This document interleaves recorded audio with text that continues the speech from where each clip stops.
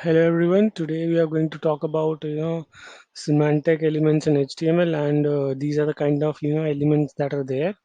So what happens is all these elements, including these, I will just zoom out and tell you how what happens. So these are all the different sections which create a website.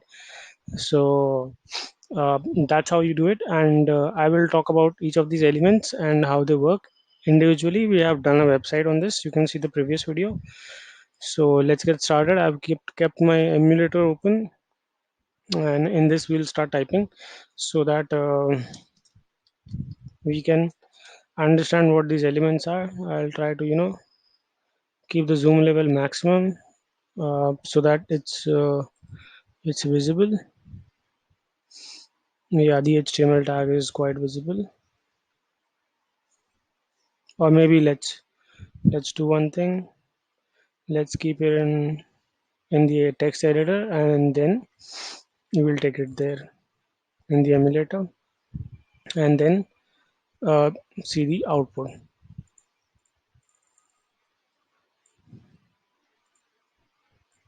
Yeah, so HTML tag is there, and then the body, which is all those regular tags. Then the next one being the section. This is one of the tags that I showed you in the previous picture. I would just say that this is section element.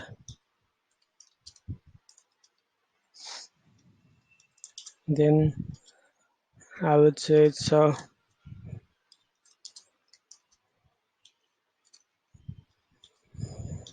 paragraph.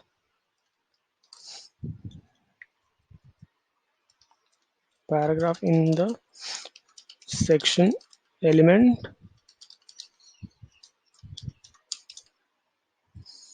Then let's close this section. I can create another section element. And then I can say that this is heading. I can say section element 2, then close the heading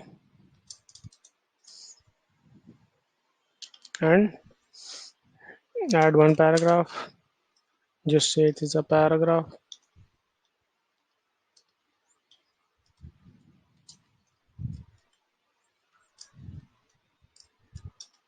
Then again I have to close the section.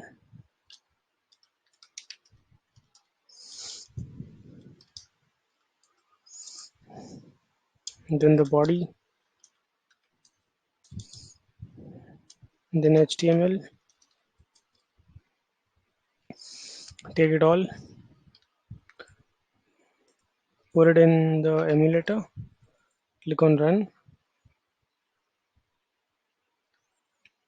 So you can see that there are two section elements coming, and this is one paragraph. This is the second paragraph.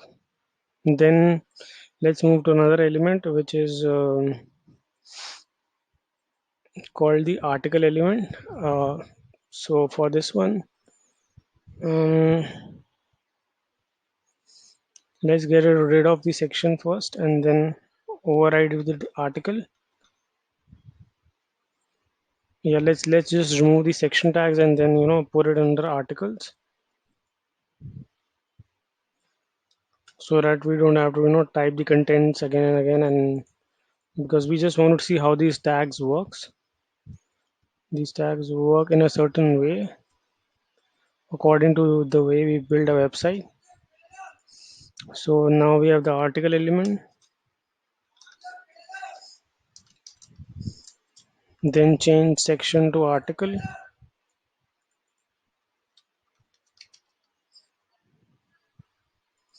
another article, and then close the article.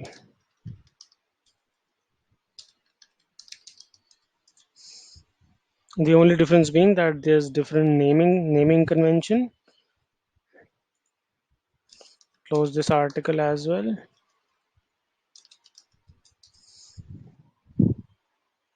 Yeah. Then take it all and paste it here. Click on run. Let me change this text as well.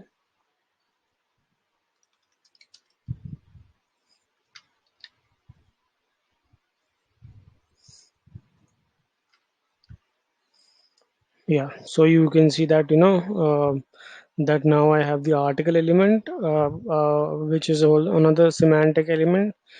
Then another one is header, which comes under, we can use it under article. Since article is already ready, I would just keep one of these sections of the article and use it under a header. So all I'm doing is putting this header tag, and then before closing the article, I'm also closing the header. Now, individually, these tags may not work very well, but when combined on a website, the entire website designing, this comes out to be very well. So you can see that even though I have used the header, it's not something that there's a lot of difference. But yeah, when you use a website, this is how each of the semantic elements would work. Now, next one that I want to use is footer, which comes at the end of the website. So let's make one of the elements to be a footer, and let's remove article and change it to footer. One is already there as article, the other one I'm making it as footer, because one is header already, the other one can be a footer. And let's say footer element. Yeah, let's not call it anything, just say paragraph element, and control A, control C, control A, control V, run. So this is the footer element, the article element is there. And then the last one that I want to talk about is navigation. Navigation would be little more visible, because we use some like different properties, so that it comes out to be more visible and a little more styled. Yeah, so let's start with navigation. The tag is nav, then I'm just entering a link sort of thing, href equals to, then just giving it a some link.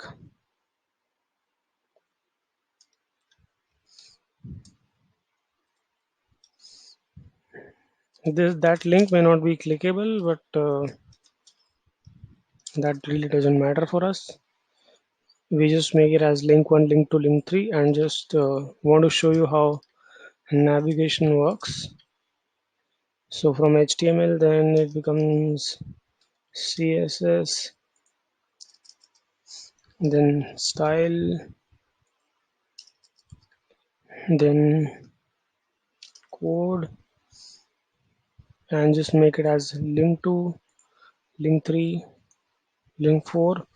The I have talked about links in a previous video, so you can design your own links, whether it's pointing to another website or the same section or the same folder of your website or same drive. So let's copy it, and let's paste it here, run it. So you can see how it's coming at the top. It's how it's aligned in that particular way, um, in one row, and all these navigation elements are there. Mm, and the last one that we can talk about is aside, which is keeping text to the side. So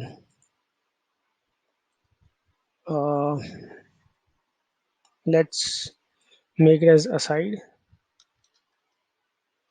and instead of using links, let's put everything in paragraphs. P,